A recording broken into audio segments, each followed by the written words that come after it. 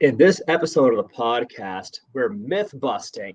Yes, we're gonna reveal and outline 5 of the absolute top gym myths. Then we're gonna tear them to pieces and annihilate them with real truth and facts. Tune in, take notes. Welcome to the CrossFit Edwardsville Community Podcast, where we hear and learn from our coaches, CrossFitters, and Glen Ed community leaders. Now, here are your hosts, Dallas and Greg. What's up, guys? I'm Coach G, one of the coaching team here at CrossFit Edwardsville. And in this episode of the podcast, we're going to outline 5 of the most common, most persistent, most widespread of all gym myths. And we're going to bust them so you can know what's true and so that you can have these reasons for inaction, inactivity. You can take them, throw them in the trash because they're not going to stop you anymore. So without further ado, let's get right down to business. 5 myths that are common in gym culture. We're going to annihilate them. Starting with number 1, lifting weights makes women bulky. While it is true that muscle growth is influenced by many factors, whether it's genetics, diet, hormone levels, gender, women generally have lower testosterone levels than men, which makes it much harder or even impossible for them to get super bulky or bulky at all through weightlifting alone.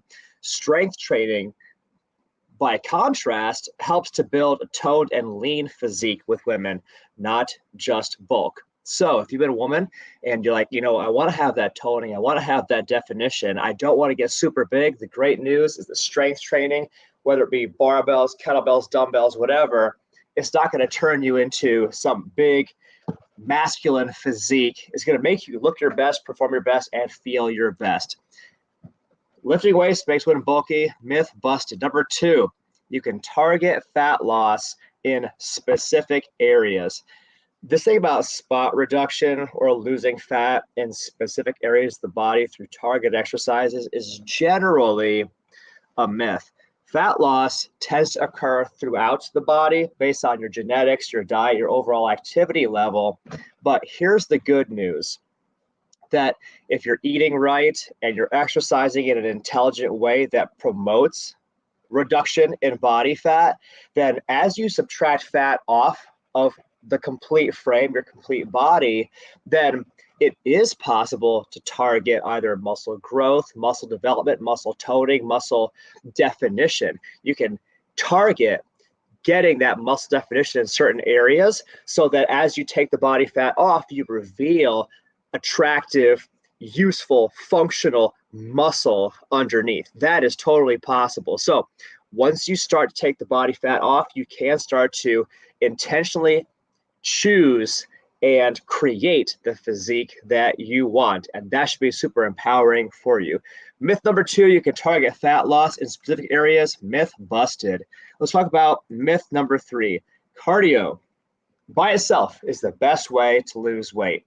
Now, while cardio can burn calories, your weight loss, and for most people, what they really want is body recomposition. I want to have more muscle, less body fat. I want to look like I exercise. I want to look like I take care of myself. I want to look like I can handle myself.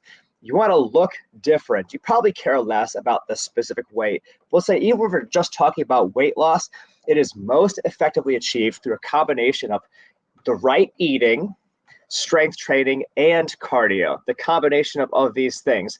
Your strength training builds and promotes the retention of quality, lean, defined muscle, and it can increase your resting metabolic rate, which helps you burn more calories even at rest. So having muscle by itself is one of the best fat burning tools you could possibly do. So myth number 3, cardio is the best way to lose weight. That myth busted. Let's go to myth number 4. No pain, no gain. Now, let's draw a clear distinction between discomfort and pain. Discomfort, or pushing outside the comfort zone, feeling a little uncomfortable during your workouts, or maybe even feel like muscle soreness after a workout, that is completely normal, a completely normal and expected part of the process. When you change your body, you feel those changes, and that's a good thing. It's a sign that it's working. But pain is not the same thing. Pain, ouch, ouch, this hurts, is not a necessary indicator of a good workout and not necessary in the process of doing exercise to look good, feel good, perform at your best, be your best athletic self.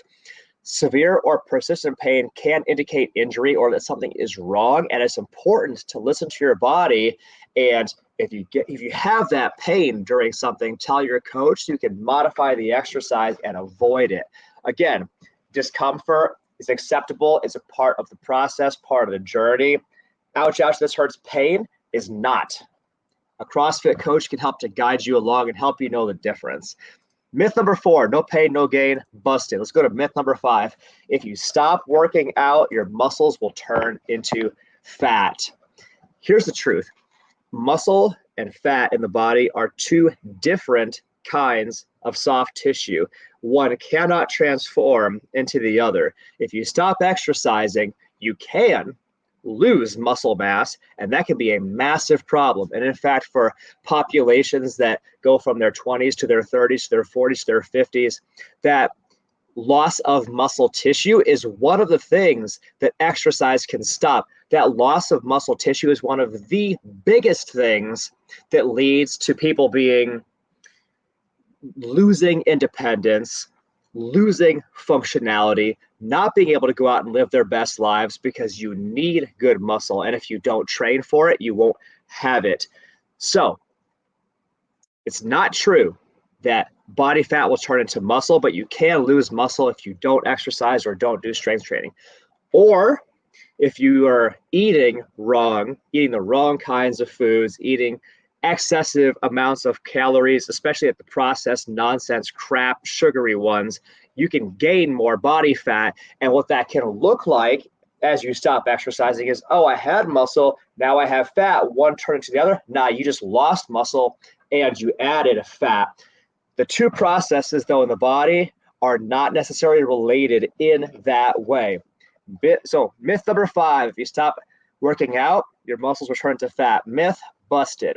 We got more coming in the next episode, but for now, hopefully this was valuable for you. If it was, share this with somebody or leave us a like, give us a subscribe, leave a comment down below. Let us know what you've heard or what common gym myths you know about. We want to hear from you guys. For now, thank you for the gift of your time and your attention, and we'll see you guys in the next episode of the podcast.